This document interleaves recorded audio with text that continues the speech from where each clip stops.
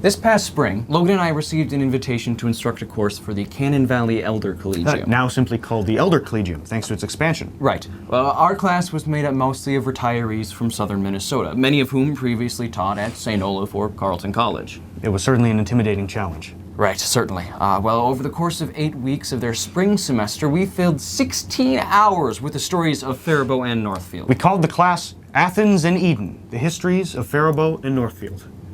Faribault once called Athens of the West, Northfield and embryonic Eden.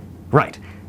Having only 16 hours to explore these two towns, we focused on the first 50 years of their existence and compared the identities of both communities, both founded in 1855. It was a highlight of our week to spend time with our delightful students. We engaged in lively historical debate. Passed a few bad puns around. Mostly me, and it proved to be a learning experience for us all. Yeah, or so they claimed. Right. Well, we broke protocol and gave our senior students a final assignment at the end of the course. Yeah, as it turns out, homework isn't usually part of the Elder Collegium deal. Right. But we compromised after we scared the bejesus out of our entire class and made the project optional. As one of our students said in her final assignment, quote, "I've taken many Cannon Valley Elder Collegium classes, but in only 2 have we been asked to do something to show we are alive." Glowing review, that one.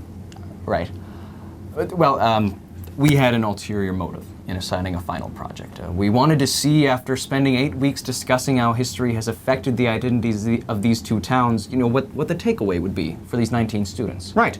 Well, that's what this 1855 mini-episode is. A collection of quotes cobbled together from our students' final assignments. Their names are being left out because, well, they're bashful, but we trust you'll find their insights insightful. Right. So from here on out, this episode is written by the students of the Elder Collegium's Athens and Eden course. Being less about facts and figures, which we have covered in previous episodes, we've included mostly the analysis of abstract character and identity. It was touching to read how this history is connected with you all. It made us insanely proud to be part of that journey. Thank you for your hard work, guys. It was a joy getting to teach and converse with all of you. Right. Well, enjoy.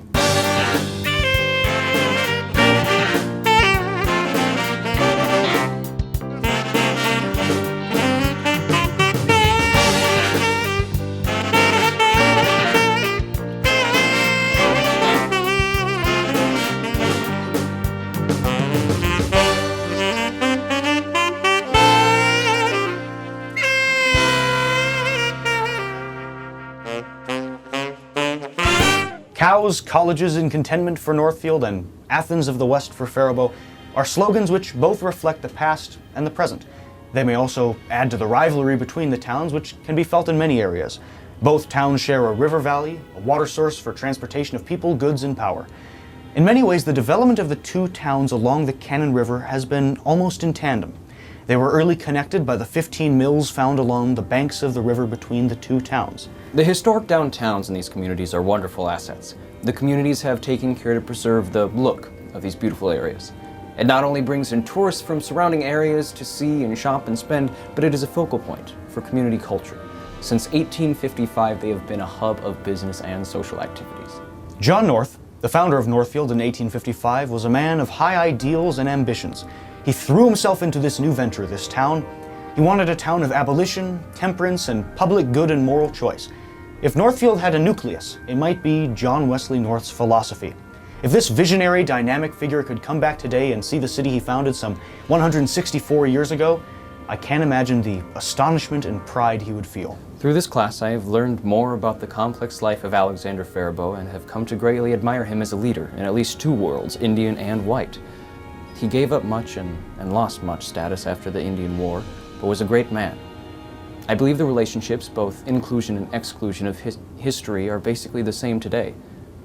Alex established a model of inclusion and caring for others. Despite all the challenges he faced, he stayed true to his beliefs and set the example for others to get to know and support other people and stop dividing people.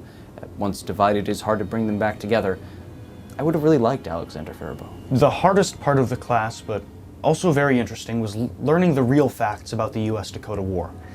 I have no memory of ever learning about that history. America has a very dark history of hatred and exclusion of others.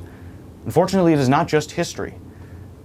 I strive for a world that Alexander Faribault tried to create by caring for all people and fighting for their rights. John North's vision for Northfield was to create a community where its citizens had shared values and commitment to education and religion, building community and providing mutual support for others. I witnessed the continued spirit of John North in Northfield today. Education has been very important in both cities.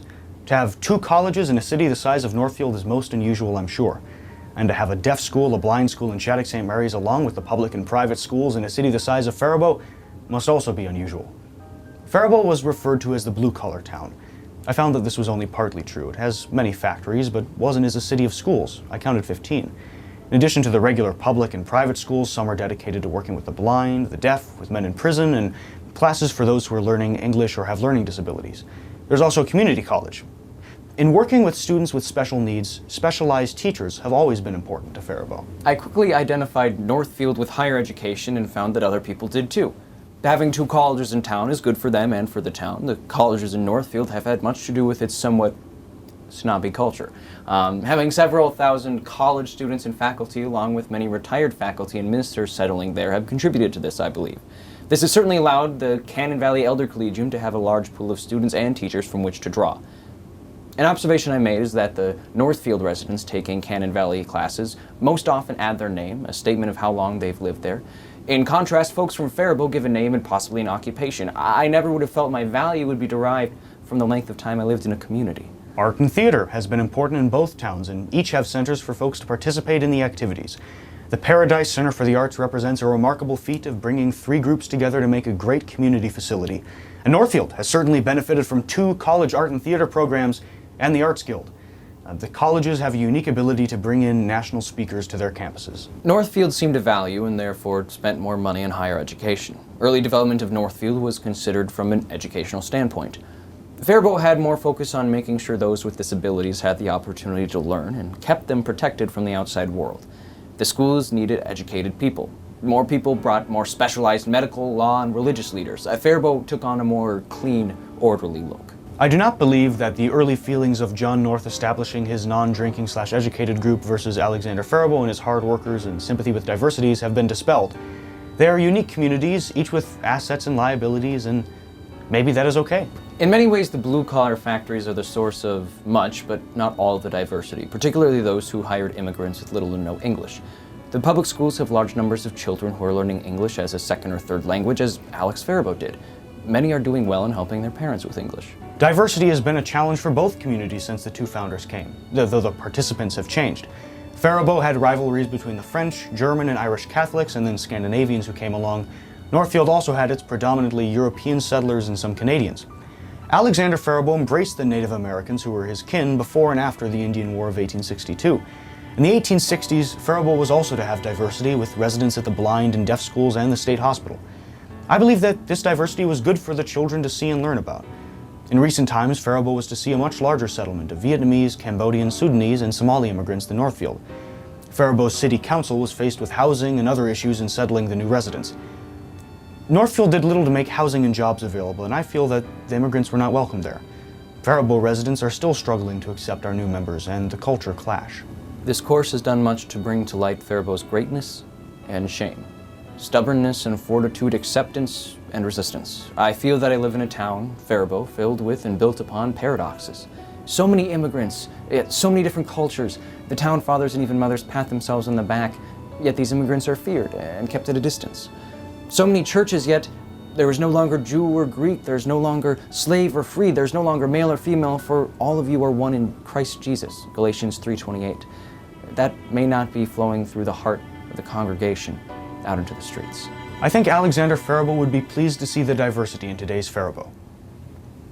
Incredible work, everyone. Thank you for watching. We'll see you next time on 1855. Really? Someone wrote that on their final assignment? No, it's part of the ending of the episode. Yeah, I got it.